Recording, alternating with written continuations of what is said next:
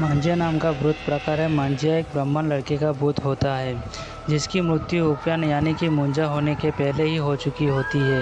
वैसे तो छोटे बच्चों की इच्छा इतनी दृढ़ नहीं होती है, लेकिन वो बच्चे जल्द ही इच्छाओं के अधीन हो जाते हैं। और ऐसे ही ब्राह्मण बच्चा जिसकी कोई दृढ़ इच्छा अधूरी रह जाए, मरने के बाद वो मांझा बन जाता है। मुंजा या तो पीपल के पेड़ पर वास करता है या कोई कुएं में।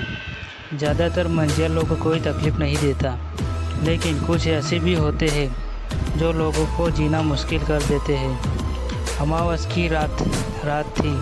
सब तरफ अंधेरा और खामोशी छाई हुई थी। गांव से बाहर राजा साहब के आंगने में कुछ मंत्रों का जाप हो रहा था। 200 साल पुराना पीपल के पेड़ नीचे कुछ खौफनाक रस्म हो रही थी। पेड़ के नीचे रानीबाई, उसके पति राजा साहब और उनके नौकर छगन और मगन और छोटी लड़की बंधे हुए हालत में एक काले पत्थर पर छाती के बल पड़ी हुई है। उसका मुंह बांधा हुआ है। छगन और मगन लड़के के उस पत्थर पर दबाए खड़े हैं। छगन के हाथ में कुल्हाड़ी, उनके पीछे रानीबाई अग्नि के सामने बैठी है। उसके पति उसके अगल में खड़े रहे हैं। तारनहार, मैं तुम्हें इस कुंवारी लड़की की भेंट चढ़ा रही हूँ। कुंवारी की लड़की छटपटा रही है और चिल्लाने की कोशिश कर रही है। कृपया इसका खून पीकर अपनी प्यास बुझाओ और इसकी आत्माओं को साथ अपनी इच्छाएं पूरी करो और बदले में मेरी मनोकामना पूरी करो। उसके बाद रानी अपने हाथों से अपने गले पर अंगूठा घुसका कर इशारा करती है और छगन उसी बच्ची के गले पर कुल्हाड़ी का मारता है और छगन के चेहरे पर खून की छांटें उड़ती है और लड़की का कटा हुआ सर जमीन पर गिरता है। छोड़ो और जल्दी से वो बाड़े के अंदर भाग जाओ, आते ही होगा, और मुड़कर बिल्कुल भी देखना मत, निवाला तुम बन जाओगे। बाद सभी लोग भागते हुए बाड़े में चले गए। दूसरी तरफ उसी पीपल के पेड़ पर कुछ हलचल हो रही थी। तभी पेड़ से मुंजा ने जमीन पर छलांग लगाई। वो चारों तरफ अपनी नज़र घुमाने लगा, ये तसल्ली करने के लिए कि कोई उसके देखा तो नहीं रहा है। तभी उसे दूर एक पेड़ के नीचे किसी आदमी का होने की भनक लग गई और वो फिर से पीपल के पेड़ पर चढ़ जाता है। आदमी मुंजा का देखते बहुत डर गया था। गांव के वीरान में मिल रही कुंवारी लड़कियों की लाशों के पीछे छुपा राज उसके सामने आ गया था। इसका मतलब उसी पीपल के मंझिया का वास है और पाटिल की हुई लड़कियों की बला मंझिए का चढ़ा रहे हैं। लेकिन तभी उस पेड़ के ऊपर कुछ हलचल महसूस हुई। उसने ऊपर पेड़ पर देखा और उसके पैरों तले ज़मीन फिसल गई, क्योंकि मुंजा उसी पेड़ पर आ गया था। वो डर के मारे चीखे, लेकिन तभी मुंजा ने उसके कंधे पर छलांग लगाई और उसकी गर्दन मरोड़ दी। कुछ आठ महीने पहले राजा साहब के वाड़े में और जरा लोगों छगन और मगन दरवाजे पर लात मार रहे थे। वो अंदर पहुंचते ही तो छत से रानीबाई फंदे पर लटक रही थी और अपने पैरों हिलाती हुई तड़प रही थी। छगन और मगन ने भागते हुए उसके पैर उठाए। कुछ देर बाद वो, ये तुम क्या करने जा रही थी? तो फिर क्या करूँ? हमारी शादी के 30 साल बीत गए हैं, लेकिन मैं अभी भी कोई संतान को जन्म नहीं दे पा रही हूँ। और कितने वेद, कितनी औषधि खा ली, बहुत ही मंदिर, मस्जिद, धूम और इस्लाम कुछ कर लिया हमने, लेकिन फिर भी मैं बाँझ ही रह गई। अब मैं जीवे क्या करूँ? तुम चिंता मत करो, मुझे आज ही बाबा गांव में एक तांत्रिक के बारे में पता चला है। सिर्फ वही हमारी मदद कर सकता है। दूसरे दिन काले कपड़े पहना एक तांत्रिक ज़मीन पर बैठा है। उसके सामने सोजर रानीबाई और राजा साहब दोनों बैठे हुए। तुम्हारे पिताजी ने 30 साल पहले वो बड़ा एक ब्राह्मण से ख़रीदा है। बड़ा ख़रीदने के बाद तुम्हारे पिताजी आंगन के ही कुएं में डूब मर गए हैं। बाबा जी, वो एक हादसा था। नहीं, वो हादसा नहीं था। क्या आंगन में 200 साल पुराना सा पीपल का पेड़ है? बाबा जी, उसी पेड़ पर एक मुंजा का वास है।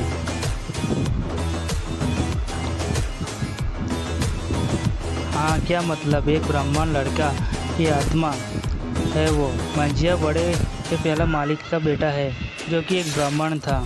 उसका बड़ा बेटा सोना जी मुंज के डूबकर कुएं में मर गया था। उसकी कुछ महीनों में शादी होने वाली थी। उसमें वासना भरी थी जो पूरी नहीं हो पाई, इसलिए वो मंझिया बन गया।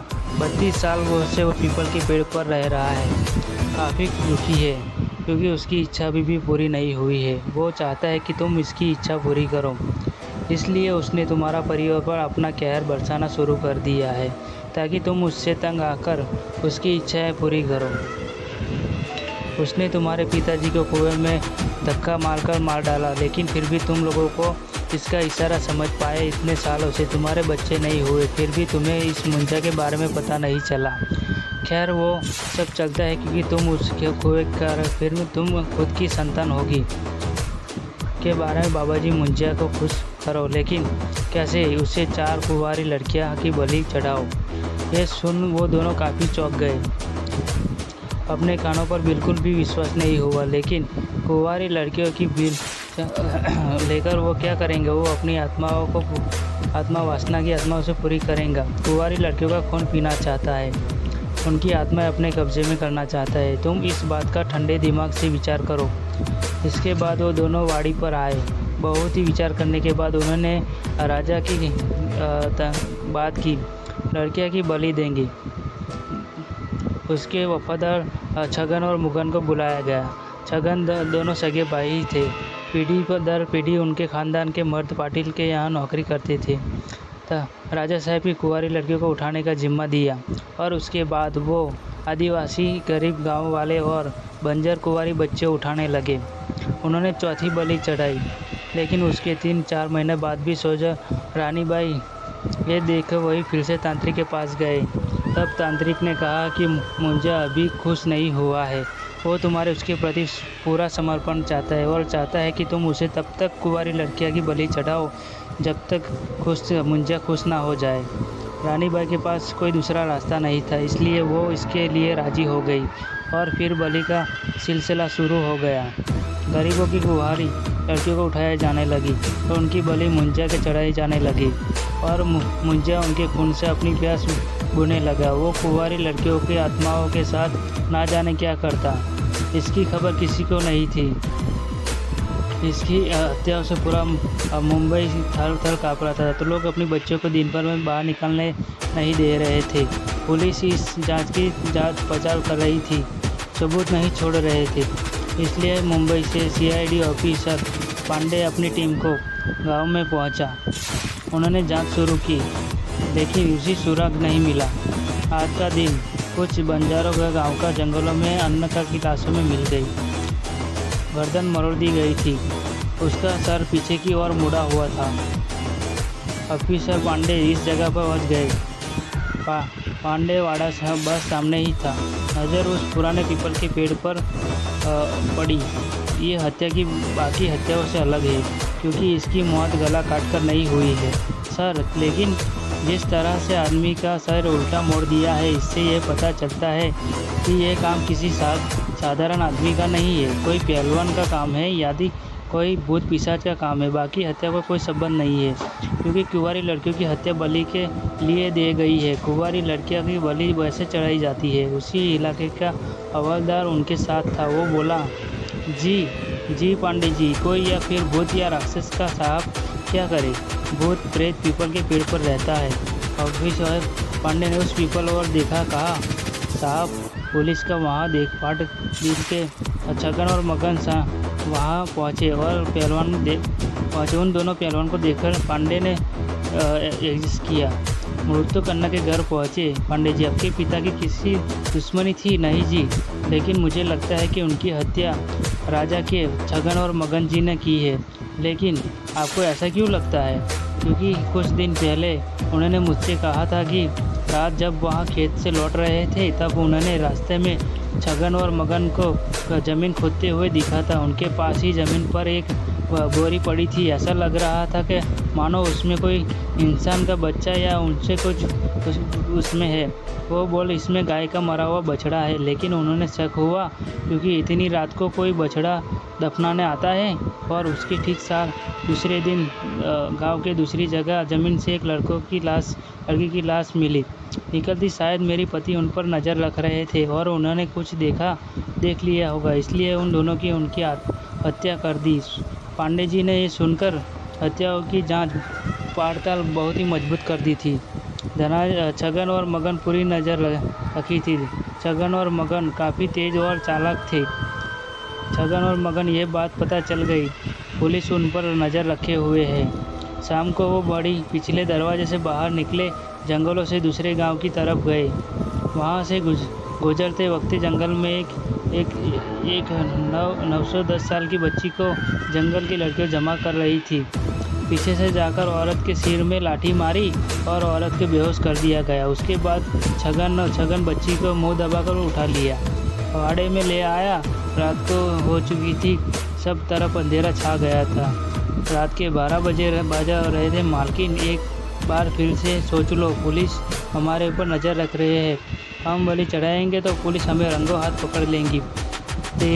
मुझे कोई प्रति समर्पण दिख रहा है। अगर पुलिस वालों से डर को मैंने बलि नहीं चढ़ाई तो मुंजा गुस्सा हो जाएगा और मेरे सभी किया कराए पर पानी फिर जाएगा। हम रोक नहीं सकते। अगर पुलिस बीच में आती है फिर भी हम बच्ची की बलि चढ़ाएंगे। ऐसा कहकर लोगों बच्ची को लेकर आंगन के पीपल के पेड़ के नीचे आ गए और उन्होंने तेजी से बलि की विधि शुरू कर दी।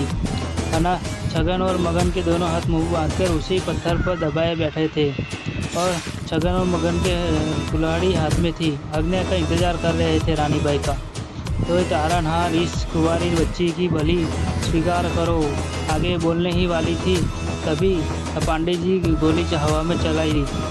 पांडे जी ने अपनी टीम के साथ पहुंच गए थे।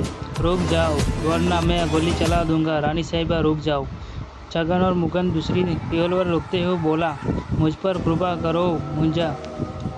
छगन, काट दो।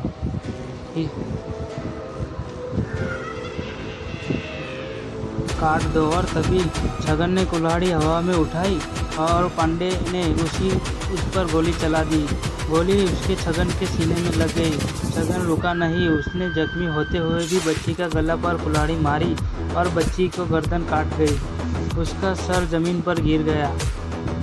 कटोरी में दर से निकलता खून गिरने लगा। छगन अपनी वफादारी साबित करते हुए मारा गया और ज़मीन पर गिरा गया। जंगल में भागो और पीछे मुड़कर मत देखो, रानी चिल्लाई और जंगल में भागने लगी। उसके पीछे राजा और छगन मंगल में भागे। ऑफिसर उसकी टीम के उनके पीछे करने लगी, लेकिन लोकल हवादार बच्चों की तरह भागा। वो निर्दय हत्या का उसका दिल दहला उठा था। तभी उसी पेड़ हलचल सुनाई दी। उसने ऊपर देखा और उसके रोंगटे खड़े हो गए। वो चिल्लाया, लेकिन तभी मंजिया ने उस पर हमला कर दिया। पांडे उनकी टीम के द्वारा उनको पकड़ लिया गया। भाई उसका पति और उनका पकड़ लिया गया। वापस पीपल के पेड़ पास आए तो सामने का नज़ारा देखकर वो सिर से पांव तक हिल गए, क्योंकि पीपल के पेड़ के नीचे हवलदार की बड़ी डरावनी तरीके से मुड़ी हुई लाश पड़ी थी। रानी बाई ने बच्चों की लाश तरफ देखा। वहाँ पर उसका कटा सिर नहीं था। वो देखकर खुशी से चिल्लाई। उसने सिर उठा लिया। मुंजा खुश हो गया। ये सुनकर उसके राजा साहब ने बोला, नया उठा। पुलिस ने उन्हें अपनी हिरासत में ले लिया, लेकिन कुछ ही दिनों में मगन ने कोई गवाही नहीं दी। इसके बाद खुदकुशी कर ली ताकि कोर्ट को मालिक राजा रानी के बारे कोई सबूत ना मिले, और कोई सबूत न होने के कारण राजा रानी को छोड़ दिया गया, बेइज्जत बलि कर दिया गया। थोड़े महीनों के बाद राजा साहब के घर बड़ा बच्चों की किलकारियाँ गूंजने लगी। बच्चों ने जन्म लिया। एक ऐसा बच्चा जिसका चेहरा किसी जानवर की तरफ बदसूरत था और जानवरों जैसे बाल थे। तभी पीपल के पेड़ पर बैठा बैठा मुंजा जोर जोर से हंसने लगा। तुमने सिर को बच्चा मांगा था, यह नहीं बोला था इंसान का या जानवर का या मुर्गी का या बछड़े का। ये भी वो ऐसी ही मज़ेदार कहानियाँ सुनने के लिए हमारे चैनल को सब्सक्राइब जरूर करें। हम मिलते हैं अगले एपिसोड में जल्दी ही।